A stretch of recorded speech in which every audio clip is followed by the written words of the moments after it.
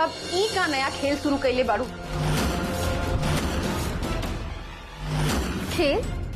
कैसन खेल माया दी?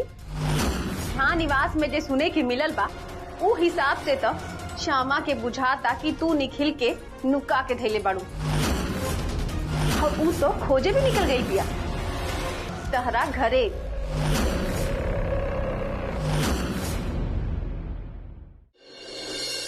बोले के एकदम ना हैला आयुर्वेदिक मैजिक काढ़ा एक निरंतर सेवन करे के बा, ठीक?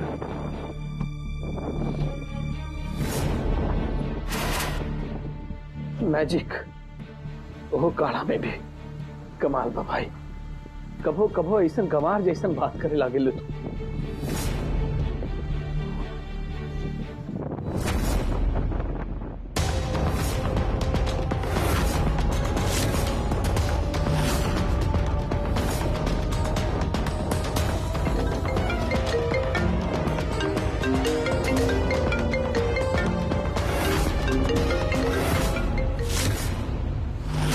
एकरा कौन आग लग गई इतना रात के? Excuse me Nikhil. या श्योर।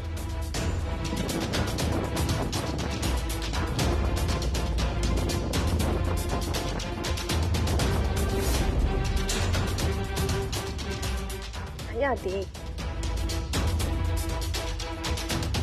हेलो मीरा, अब ई का नया खेल शुरू कैले बाड़ू। कैसन खेल माया दी? अब ऊ तो तहरे पता होगी, लेकिन ई झा निवास में जे सुने के मिलल बा ऊ हिसाब से तो श्यामा के बुझाता कि तू निखिल के नुका के धैले बाड़ू और ऊ तो खोजे भी निकल गई बिया तहरा घरे। हमार घरे? काहे? दिमाग खराब बा ओकर? मीरा, अब पति के सवाल बा तो दिमाग तो खराब होखबे करी। वैसे तू ई बतावा का निखिल सांचो में तहरा साथे बा? हाँ माया दी, हमरा साथे भी और काबू में भी जैसन चाहत रहनी। मतलब ई कि निखिल की छोटा सा एक्सीडेंट हो गए रहे, माथा में चोट और याददाश्त रफू चक्कर। खास करके वो देहाती श्यामा के अतीत से लेके वर्तमान तक, नाम से लेके पहचान तक सब कुछ डिलीट हो गए बा जे जरूरी रहे। मतलब ई कि निखिल के जे जान रहे होकरे से ओकरा अनजान बना देलो तू। भीतर कमाल हो गई साचो, जादूगरनी बाड़ू तू मीरा, ग्रेट। बहुत जल्दी पकड़ लेनी। अब एक अध्याय समाप्त तो दूसरा अध्याय शुरू। अब दूसरे अध्याय में ई बात ध्यान देवे के बा कि श्यामा निखिल के दोबारा याद ना आवे के चाहिए। निम्मन से तैयारी कला, पहुँचे वाली बिया। स्वागत बाबा। हम तो श्यामा के बस ई घर से निकाले के फिराक में रहनी, लेकिन ई लड़की तो ओकरा दुनिया से निकाले के प्रोग्राम बना ले बिया। अब चैन की नींद आई हमरा।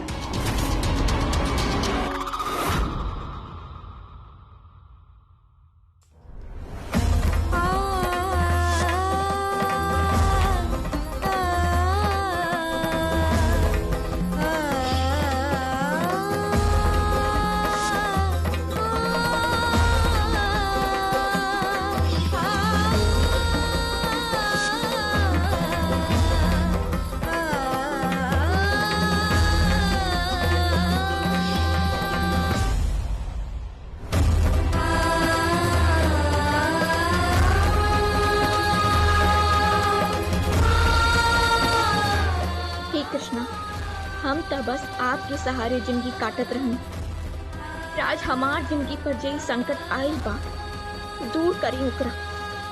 बिना उनकी श्यामा तो वैसी ही बिया जैसे बिना राधा के कृष्णा। मुंह खोला।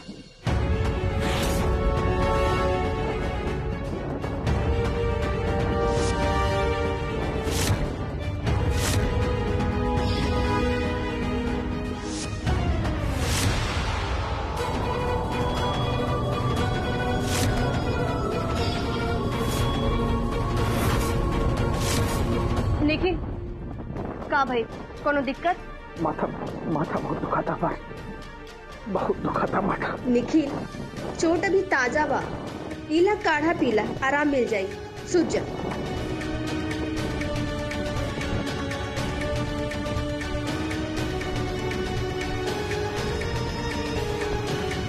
इतहार दर्द ना पुरान याद बा निखिल छा, लेकिन अब वो पुरान ही रह जाए, कब वो याद ना पड़ी। न वो श्यामा, न वो ब्याह, सिर्फ मीरा, बस मीरा। बस बस कर, सूते दाम रखे। ठीक बा।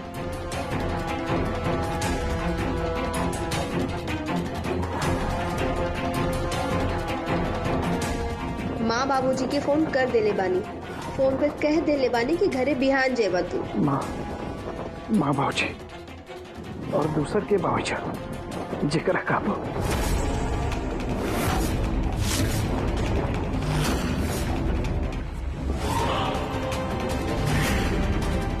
दोसर न केहू बा और न रहे देर।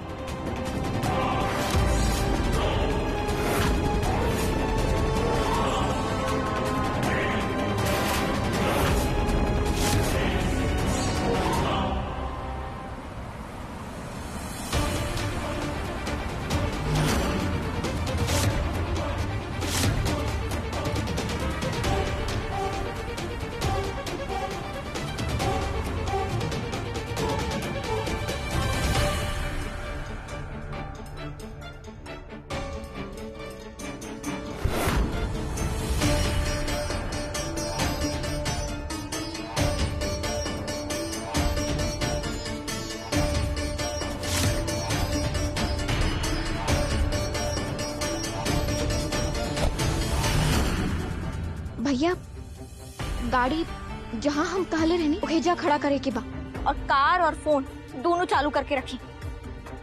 बिजली अब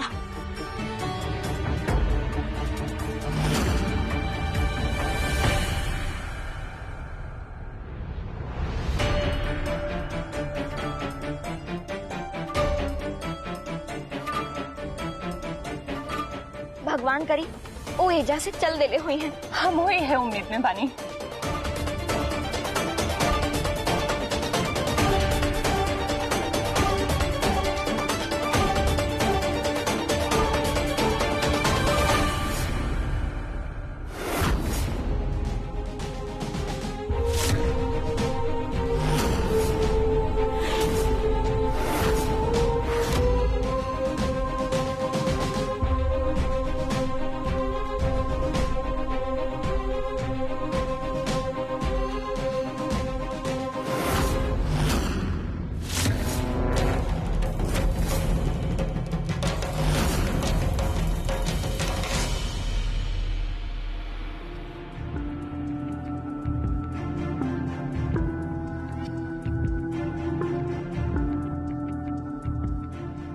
ठीक तो बानी नो? हाँ, कहने चले के बा। आई इन्हीं के ले जा आपके जे बोले के बा बाहर चढ़ के बोले। पगला गल बाड़ू का? आई लाइट पे कौन मंत्र मरले बाड़ू? हाँ, आवता जाता आपके समझ में नहीं क्या बात का? हाँ, कहा था ही ना, जे बात करे के बाद बाहर चल के करी। आपके इतना भी ज्ञान नहीं कि केहू की नींद में हलर न डाले के चाहिए। मीरा, मीरा,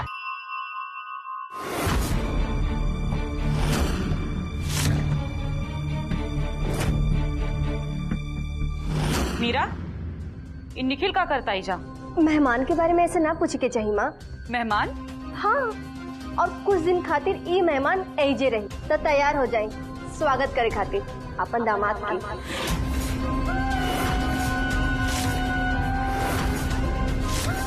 लाज नहीं क्या आवत तारा? अरे बख्श तो ओकरा अपना जादू टोना से। मीरा शादीशुदा बाऊ, फैमिली बाऊ कर।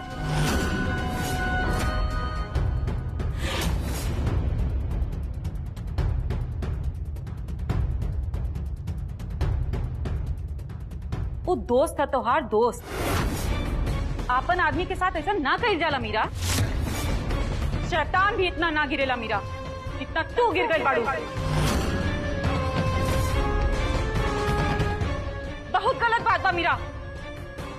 अपन शक्ति के अपन स्वार्थ खातिर दुरुपयोग मत करा।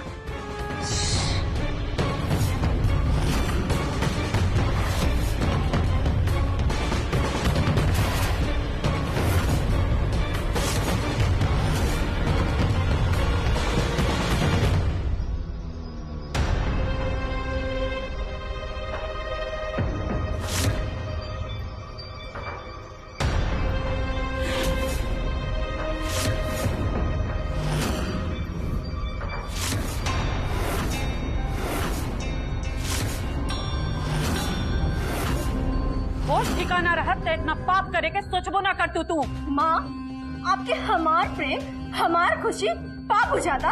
प्रेम प्रेम बलिदान होला मीरा। ए तरीके से छीना झपटी जोर जबरदस्ती के प्रेम ना कहल जाला। बस माँ, बहुत बोले नहीं आप। अब आप जाइए एजा से। पहले निखिल के ओकरा घर भेजा। निखिल हिजे रही, आप जाइए एजा से। का तमाशा बा मीरा। बहुत भारी पड़ जाए आपकी माँ। अच्छा, हमार पैदा कई बच्चा हमरे से होशियार। होशियारी तो आपके देखी कि होशियारी ठीक बा।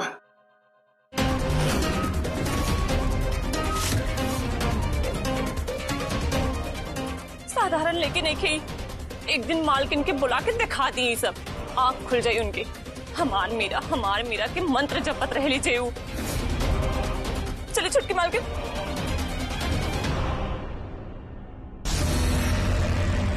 बच्चा के तो फर्ज होला ना माँ बाप की इच्छा पूरा करके। अब देखा तू का करे जाकर तू मीरा।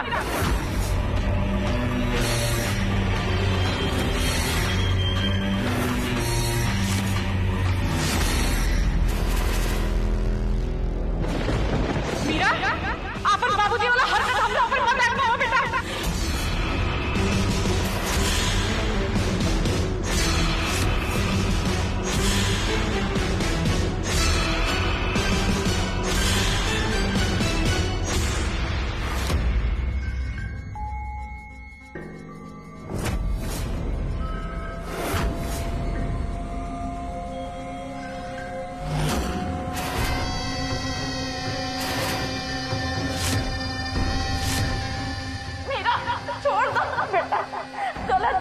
कहने रहे हमारे रास्ता में आने की कोशिश मत करा, लेकिन ना इनका के तो बहुत शौक है हम माई बने के। उल्टा हमने समझावे लगी पाप बोली के गड़ी तो अब वो क्या।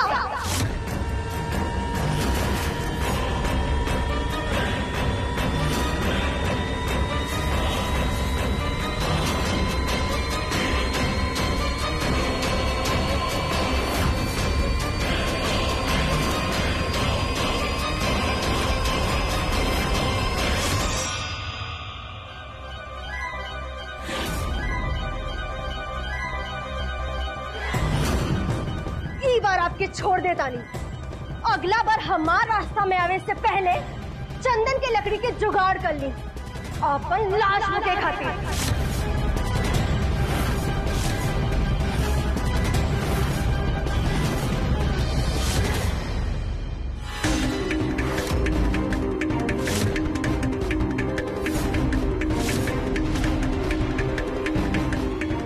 छुटकी मालकिन, क्या हुआ था?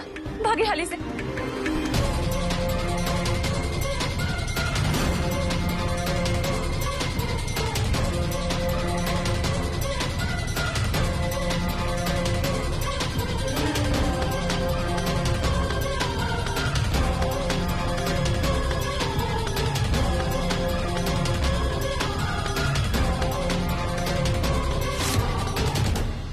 चलिए आई हाली से।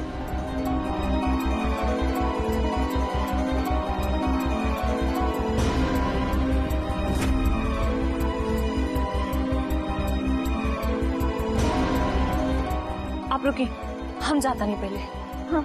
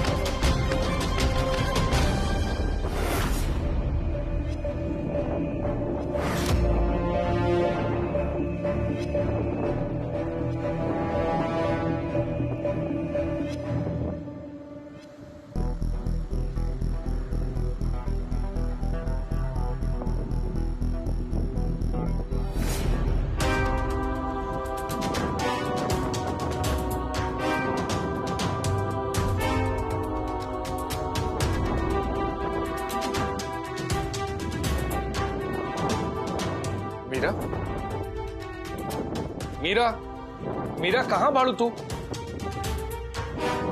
कहाँ चल गई? देखी तनी।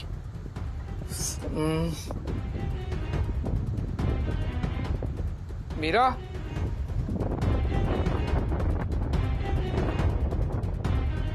मीरा,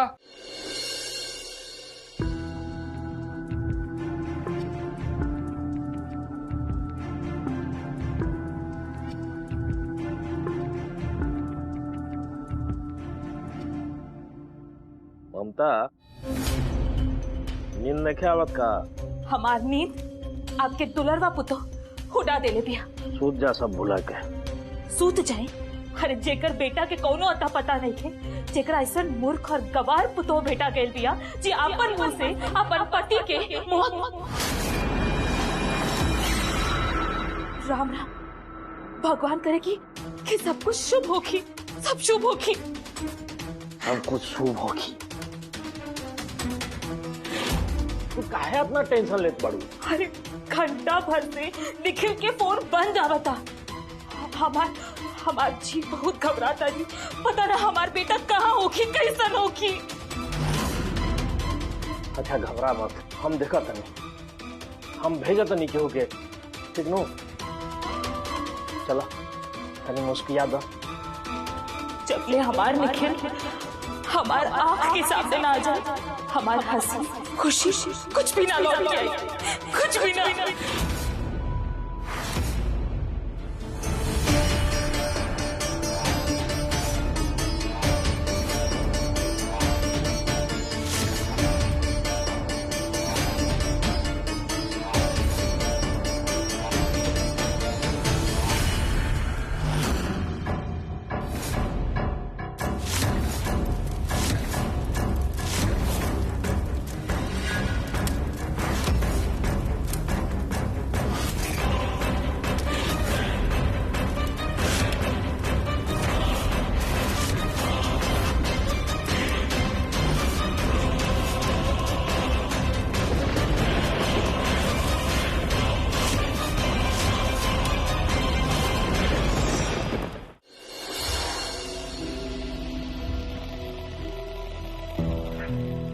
कहाँ चल गई मीरा? कहीं किचन में तो नहीं खे?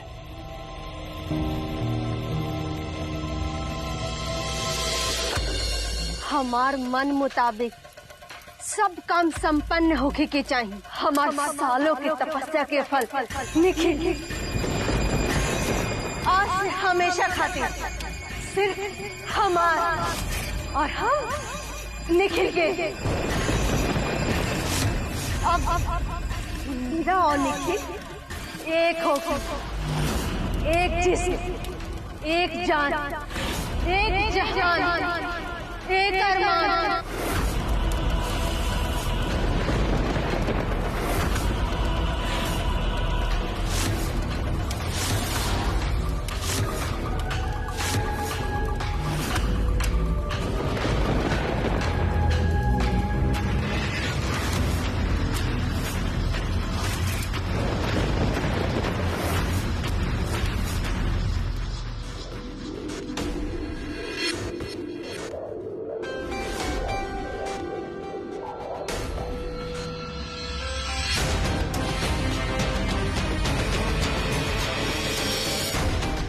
बिजली ए जा।